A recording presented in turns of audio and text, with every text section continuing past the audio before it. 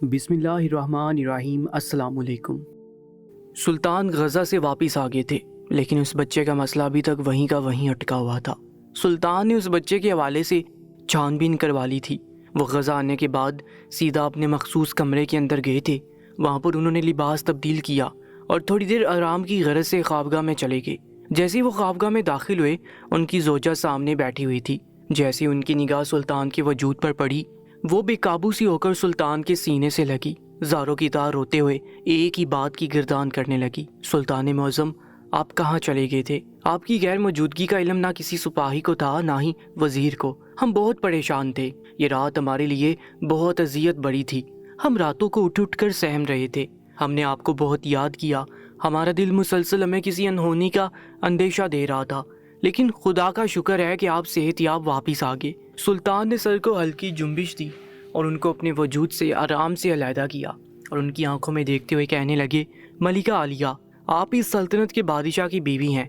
आप पर इतना घबराया हुआ रूप जेब नहीं देता। आपको चाहिए कि आप न डर रहें और हर चीज़ के लिए पहले से तैयार रहें। आप एक बहादुर मलिका हैं, ना कि एक डरपोक सहमी हुई मलिका। आप बब्बर शेरनी हैं, हमारी बीवी हैं। जबकि वो एक बार फिर सुल्तान के सीने से लग गई थी। वो दोनों चलते हुए मसहरी के करीब आ गए थे। वो सुल्तान की आंखों में देखते हुए कहने लगी, सुल्तान मौज़म, हम बहुत बहादुर हैं। हम हर चीज़ के लिए तैयार हैं, लेकिन हम आपको खोने से बेहद डरते हैं। हमारा आपके सिवा कोई नहीं है। आप ही हमारा सब कुछ है। सुल्तान ये बात जानते थे कि उनकी ज़ौजा उनसे बेहद मोहब्बत करती है, इसलिए उनको समझाकर अपने साथ ही नीम दराज करा दिया था, क्योंकि उन्हें इस बात का तो इल्म था कि उनकी ज़ौजा रात भर एक पल नहीं सोई होगी। वो दोनों ही नींद की आगोश में जल्दी चले गए थे। सुल्तान की आंख तकरीबन असर की अजान के वक्त खुली थी। वह हड़बड़ाकर उठे थे। वो कभी भी इतनी देर नहीं सोए थे। दोपहर में जब भी नींद लेने के लिए लेटते थे तो ज़्यादा से ज़्यादा कुछ वक्त ही वो आंखें मूंदते थे। इसके बाद वो बेदार हो जाते थे। लेकिन शायद सफ़र की थकन और जो मसाइल वो वहाँ देख चुके थे वो उनके जिस्म और जहन को थका चुके थे, इसलिए वो जल्दी नींद की आगोश में चले गए। उन्होंने दूसरी तरफ देखा तो उनकी ज़ौजा भी नींद में ही थी। उन्होंने प्यार से उसके सर में हाथ फेर कर उन्हें उठाया और दोनों ने एक साथ ही असर की नमाज अदा की।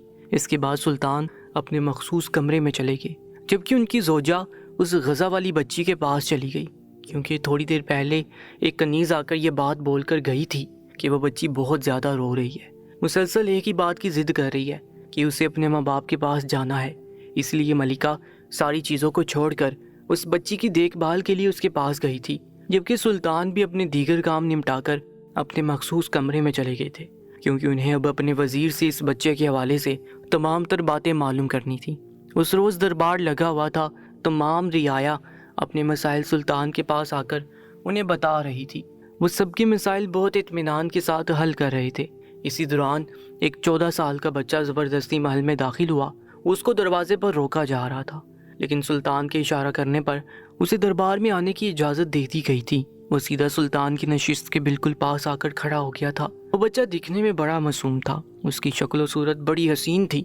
वो दूध से भी ज़्यादा गोरा रंग रखता था। सुल्तान ने उस मासूम बच्चे की तरफ एक निगाह देखा और कहने लगे, बोलो बेटा, क्या मसला है तुम्हारा? क्या तुम इस बात से नावाकिफ हो कि छोटे बच्चों को दरबार में आने की इजाज़त नहीं है? अगर वो दरबार में आना चाहते हैं तो अपने साथ किसी बड़े को लाएंगे, लेकिन तुम इस तरीके से दरबार में क्यों आए हो? सब खैरियत है? वो बच्चा सर झुकाकर धीमी आवाज़ में कहने लगा, सुल्तान मौज़म, जो मेरा कोई बड़ा है ही नहीं तो किसके साथ आऊँ? बच्चों की ज़िंदगी नहीं होती क्या? वो अपने बादशाह के पास आकर अपना मसला नहीं बता सकते क्या? हम बच्चे इतने गैर रहम होते हैं?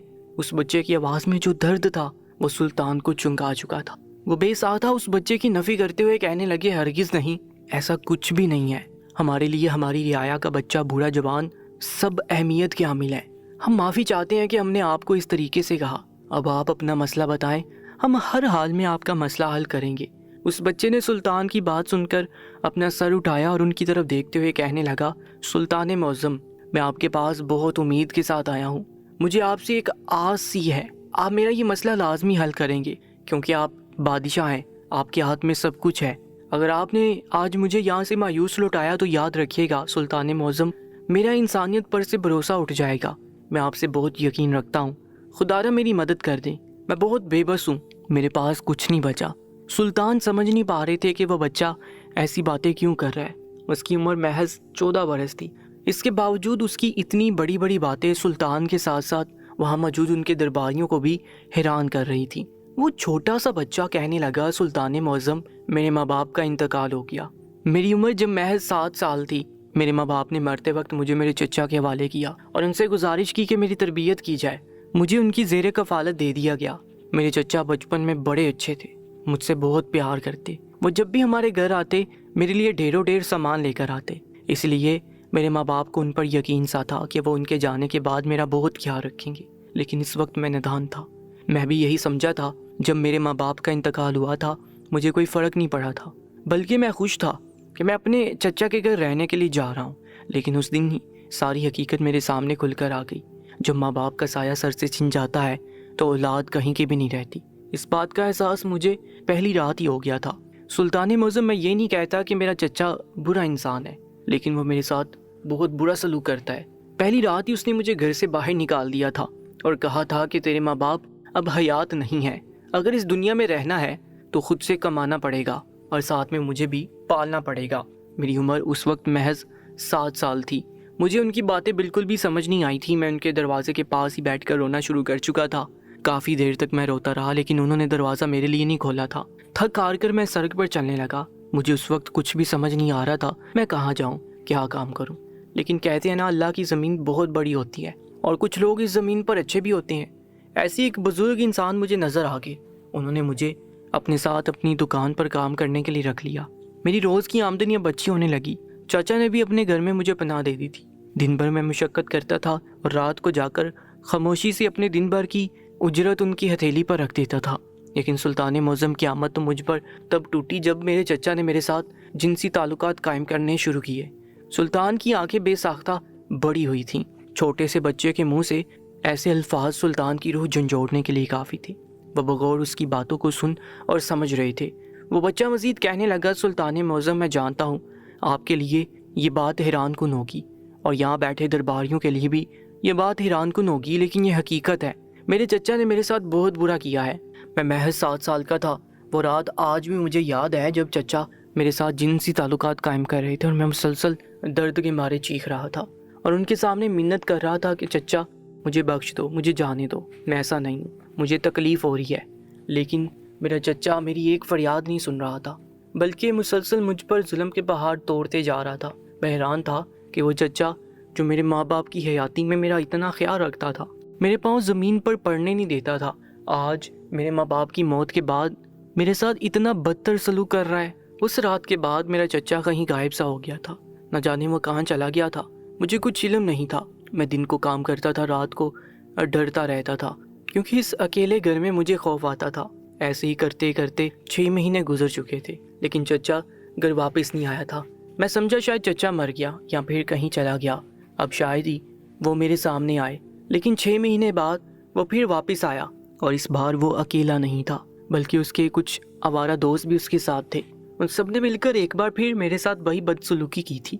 मुझे बहुत तकलीफ़ हुई थी, लेकिन उसको कोई फ़र्क नहीं पड़ा था। मैंने जितनी भी कमाई अब तक कर ली थी वो मुझसे सब छीन कर एक बार फिर ले गया था और इसके बाद तो वो हर 2 दिन बाद घर आता और मेरे साथ जिनसी ताल्लुकात कायम करता। सुल्तान मौज़म, मुझे ये सब हमेशा ही नागवार गुजरा है। मुझे ये सब पसंद नहीं है। मैं अपने चचा को बहुत समझाता हूँ कि ये गलत है, ये गुनाह के ज़िम्मे में आता है। औरत के लिए मर्द बनाए गए हैं और मर्द के लिए औरत बनाई गई है।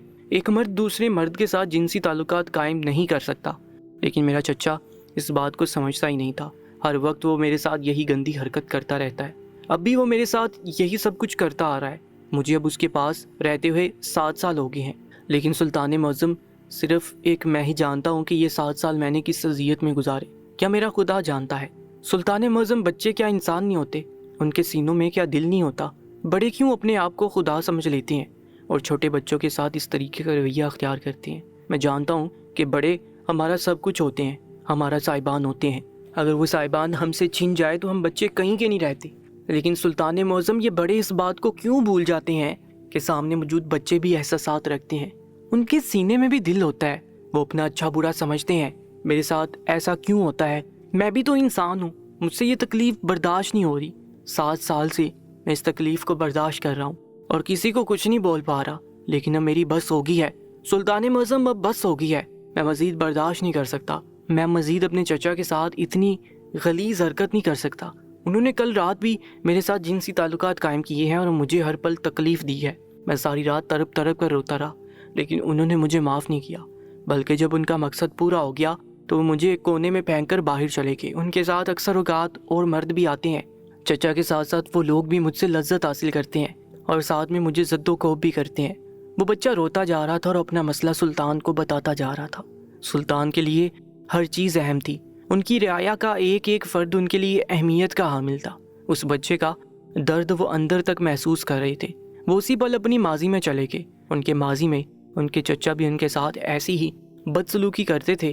وہ ان کے ساتھ جنسی تعلقات قائم نہیں کرتے تھے، لیکن انہیں بہت زد و کوب کرتے تھے، مارتے پیٹتے تھے، ان کو بے وجہ ذلیل کرتے تھے۔ ان کی کوئی غلطی بھی نہیں ہوتی تھی، اس کے باوجود بھی انہیں چھوٹی چھوٹی باتوں پر سنا کر رکھ دیتے تھے۔ انہی وجوہات کی وجہ سے سلطان بعض اوقات بہت زیادہ پریشانی میں مبتلا رہتے تھے، لیکن وہ تو خدا کا لاکھ لاکھ شکر تھا کہ ان کے بابا حیات تھے۔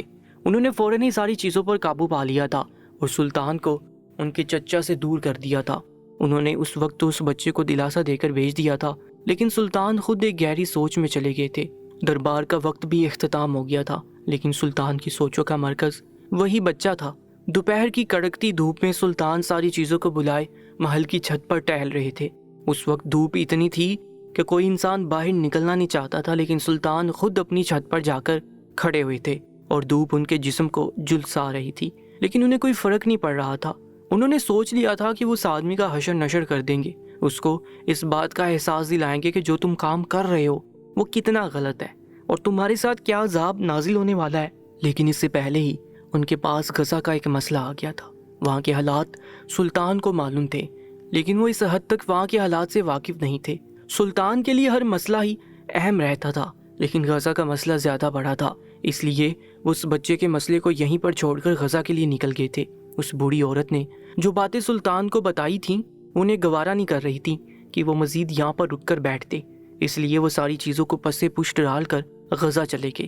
لیکن جاتے جاتے بھی وہ اپنے وزیر کو یہ تاکید کرنا نہیں بھولے تھے کہ وہ اس بچے کے چچا کے بارے میں چھان بین کروائیں اور تمام تر باتیں اپنے پاس جمع کر لیں۔ جب وہ آئیں گے تو سارا معاملہ حل کریں گے۔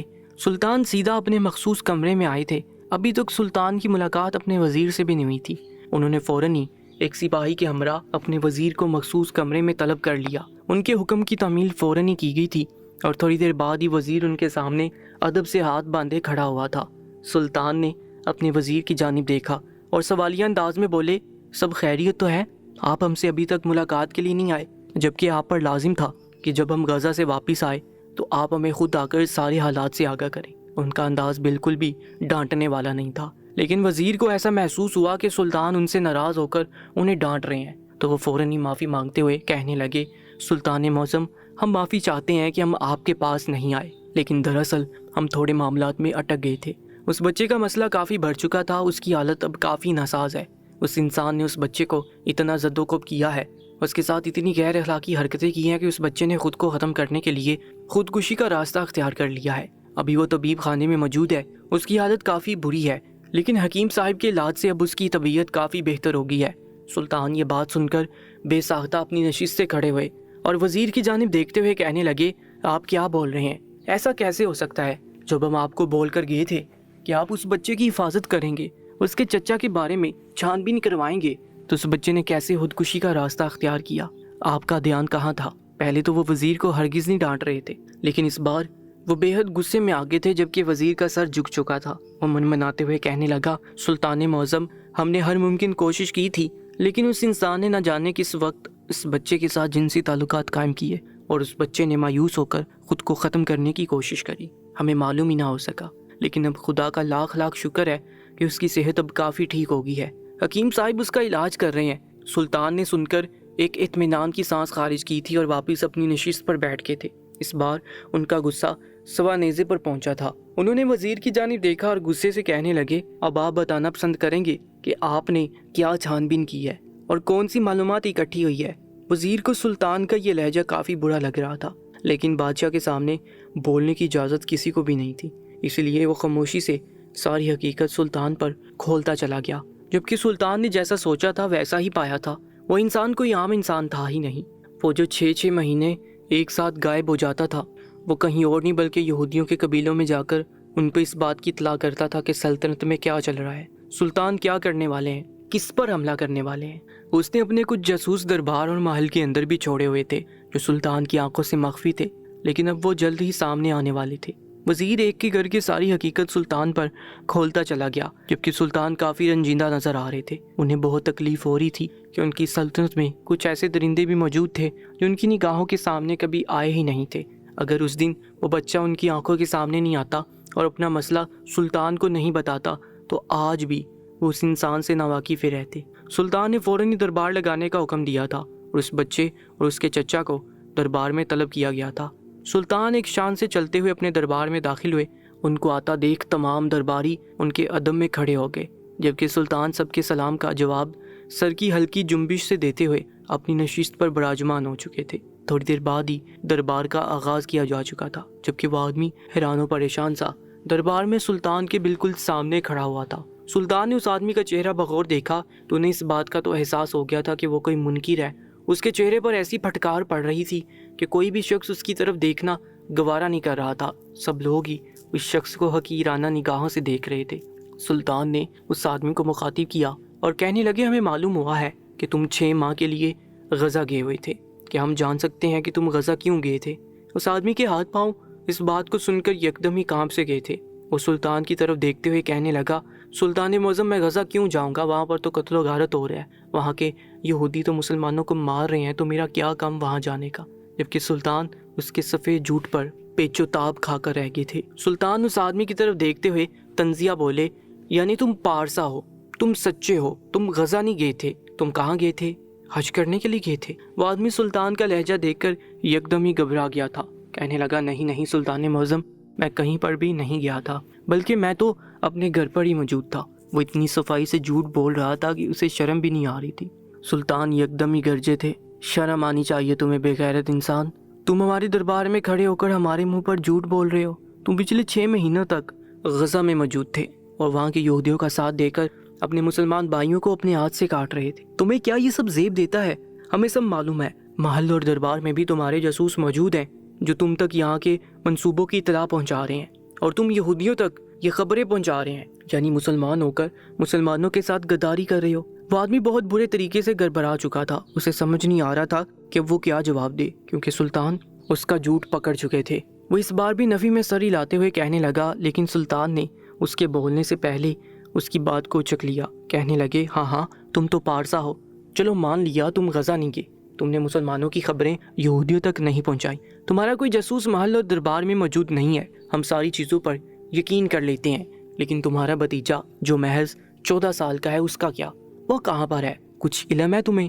جبکہ اس بار اس آدمی کی ہوا خشک ہو چکی تھی۔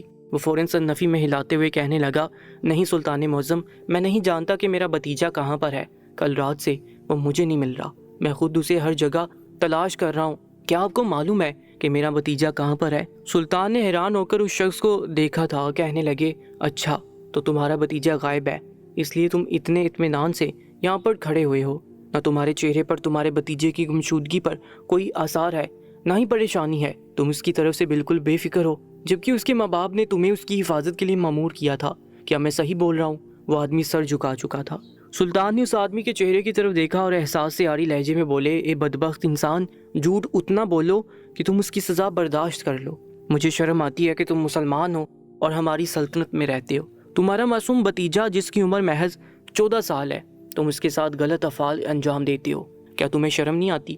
کیا تم قوم لوط کا وہ عذاب بھول چکے ہو جو وہ کر رہے تھے، اور اس کے بعد ان کے ساتھ کیا عذاب اللہ تعالیٰ نے ان پر نازل کیا؟ تم ایک 14 سال کے معصوم بچے کے ساتھ جنسی فعل انجام دے رہے ہو اور اپنے دوستوں کو بھی ساتھ لے کر آتے ہو، جبکہ وہ بھی تمہارے معصوم 14 سال کے بھتیجے کے ساتھ غلط فعل انجام دیتے ہیں، اور تم اس کو دیکھ کر خوش ہوتے ہو، اور جب وہ یہ کام کرنے کے لیے منع کرتا ہے تو تم اسے زد و کوب کرتے ہو، مارتے پیٹتے ہو۔ ہمارا دل چاہ رہا ہے کہ تمہارا سر قلم ابھی کے ابھی اپنے ہاتھوں سے کر دیں، لیکن ہم تمہیں سزا نہیں دیں گے کیونکہ تم ہمارے مجرم نہیں ہو، لیکن اس 14 سال کے بچے کے مجرم ہو، وہ تمہیں خود اپنے ہاتھوں سے سزا دے گا۔ جس اذیت سے وہ گزرا ہے وہ اذیت تمہیں سہنی پڑے گی۔ ہم تو تمہیں معاف کر دیں گے، تم نے ہماری سلطنت میں رہتے ہوئے ہم سے غداری کی ہے، یہاں کی باتوں کو ان یہودیوں تک پہنچایا ہے، لیکن جو کام تم کرتے رہے ہو، کیا وہ بچہ تمہیں معاف کر دے گا؟ چلو وہ بچہ تمہیں معاف کر بھی دیتا ہے، لیکن تمہارا اللہ تمہیں معاف کرے گا؟ تمہیں جنت مرنے کے بعد نصیب ہو جائے گی؟ تم ایک جہنمی شخص ہو جو اللہ تعالیٰ کے بنائے ہوئے اصولوں کی نافرمانی کرتے ہوئے اپنے اصول بنا رہا ہے اور اپنی ہم جنس کے ساتھ غلط فعل انجام دے رہا ہے۔ قوم لوط کا واقعہ یاد ہے ان کے ساتھ کیا ہوا تھا؟ وہ بھی یہی کر رہے تھے، اپنی مرضی سے اپنے ہم جنس کے ساتھ غلط تعلقات بنا رہے تھے، اور پھر اللہ تعالیٰ نے ان کی پوری بستی کو اجاڑ کے رکھ دیا تھا۔ ہم ایسا ہرگز نہیں چاہیں گے کہ اللہ تعالیٰ تمہاری وجہ سے ہم سب سے ناراض ہو جائے اور تمہاری وجہ سے ہماری پوری سلطنت کو وہ اجاڑ دے۔ ہم اس سے پہلے ہی اس گناہ کرنے والے شخص کو ختم کر دیں گے۔ جیسے سلطان نے یہ بات بولی تو وہ آدمی تمسخر سے ہنستا ہوا کہنے لگا، سلطان معظم آپ صرف مجھے ختم کر دیں گے، میں نے اپنے ساتھ جن جن کو لگایا ہے ان سب کو کیسے ختم کریں گے؟ سلطان حیران ہو کر اس آدمی کی بات سن رہے تھے۔ وہ آدمی اب بالکل نڈر انداز میں کہنے لگا، سلطان معظم یہ کام صرف میرا اکیلے کا نہیں ہے، بلکہ یہ کام یہودیوں میں بہت عروج پر ہے، بلکہ اب تو مسلمان بھی یہی کام کر رہے ہیں۔ میرے بہت سے دوست شراب خانے کے اندر بیٹھ کر یہی کام کرتے ہیں۔ جب ہمیں عورتیں نہیں ملتی تو ہم ایک دوسرے سے اپنے جسم کی ہوس مٹاتے ہیں۔ یہ پوری چین چل رہی ہے، مجھ سے کسی ایک کو لگ چکی ہے اور کسی اور سے کسی اور کو۔ اب سب ایک دوسرے سے ہی اپنی لذت پوری کر رہے ہیں۔ میں تو صرف اپنے بھتیجے کے ساتھ کرتا ہوں، لوگ تو اپنے جوان بیٹوں کے ساتھ یہ کام کر رہے ہیں۔ یہ کام ہم نہیں کرتے تھے، ہمیں یہ کام کرنے کے لیے مادہ کیا گیا تھا۔ غزہ میں کچھ یہودی ایسے بھی موجود ہیں جو اس بات کی تاکید کرتے ہیں کہ تم اگر اپنے ہم جنس کے ساتھ غیر فعل انجام دو گے تو ہم تمہیں سونے سے تول دیں گے۔ ہم اسی چیز کو مد نظر رکھتے ہوئے یہ کام کرتے جا رہے ہیں، اور وہ اپنے کہنے کے ٹھیک مطابق ہمیں سونا دے رہے ہیں۔ ہم لوگ اب اس کام کو روک نہیں سکتے کیونکہ ہمیں اب اس چیز کی لت لگ گئی ہے۔ سلطان اس آدمی کی بات کو بغور سن رہے تھے، ان کا غصہ سوا نیزے پر پہنچا تھا۔ اسی پل وہ بچہ دربار میں حاضر ہوا اور سامنے اپنے چچا کو دیکھ کر یکدم ہی خوف سے کانپ گیا اور ساتھ موجود سپاہی کے پیچھے چھپنے کی کوشش کرنے لگا، لیکن اس سپاہی نے اسے زبردستی سلطان کے سامنے کیا۔ سلطان اس بچے کو ڈرتا دیکھ اس بچے کو دلاسا دینے لگے کہ تمہیں پریشان ہونے کی ضرورت نہیں ہے، ابھی ہم یہاں پر حیات ہیں، ہماری موجودگی میں یہ شخص تمہارے بال کو بھی چھو نہیں سکتا، ہم اسے سزا نہیں دیں گے، سزا تم خود اپنے ہاتھوں سے دو گے۔ تمہارے ساتھ جو اس آدمی نے کیا ہے تم اس سب کا بدلہ اس شخص سے لو گے۔ پہلے تو وہ بچہ انکار میں ساری لانے لگا، کہنے لگا، سلطان معظم یہ مجھ سے نہیں ہوگا، میں خود اپنے ہاتھوں سے اپنے چچا کو قتل نہیں کر سکتا، مجھ میں اتنی ہمت نہیں ہے۔ لیکن جب سلطان نے گرجتی ہوئی آواز میں اس بچے کو حکم دیا تو اس بچے نے کانپتے ہوئے ہاتھوں سے تلوار تھامی اور اپنے چچا کی گردن پر رکھی۔ وہ ناہنجار شخص اپنے بھتیجے کو بہلانے لگا کہ نہیں ایسا نہ کر، میں اب تیرے ساتھ ایسا کچھ نہیں کروں گا۔ لیکن اس بچے کی آنکھوں کے سامنے وہ منظر لہرانے لگا تھا جو وہ تکلیف سہتا تھا، لیکن اس کا چچا اس کی ایک فریاد بھی نہیں سنتا تھا۔ اس کی آنکھوں میں یکدم ہی خون سوار ہوا تھا اور اس نے تلوار کو غصے کے عالم میں اٹھایا اور اپنے چچا کا سر قلم کر دیا۔ جب سلطان نے اپنے سپاہیوں کو ان شراب خانوں میں بیچ کر اس کام پر پابندی لگوا دی تھی اور جو اس فعل کو انجام دے رہے تھے ان سب کو ختم کر دیا تھا۔ اس واقعے سے یہ ثابت ہوتا ہے ہم جن سے تعلق رکھنا اللہ تعالیٰ نے منع فرمایا ہے۔ قوم لوط پر اسی وجہ سے عذاب نازل ہوا تھا اور ان کی پوری بستی کو اللہ تعالیٰ نے اجاڑ کے رکھ دیا تھا۔ اس لیے اللہ تعالیٰ کے بنائے ہوئے اصولوں میں کبھی بھی دخل اندازی نہیں کرنی چاہیے۔ اللہ تعالیٰ نے عورتوں کے لیے مرد بنائے ہیں اور مردوں کے لیے عورتیں بنائی ہیں، اس بات کا ذکر قرآن کریم میں بھی دیا گیا ہے۔ مزید ویڈیوز کے لیے چینل کو سبسکرائب کر کے ساتھ موجود بیل آئکن پر بھی کلک کر لیجیے گا۔ انشاءاللہ ملاقات ہوگی ایک نئی کہانی کے ساتھ۔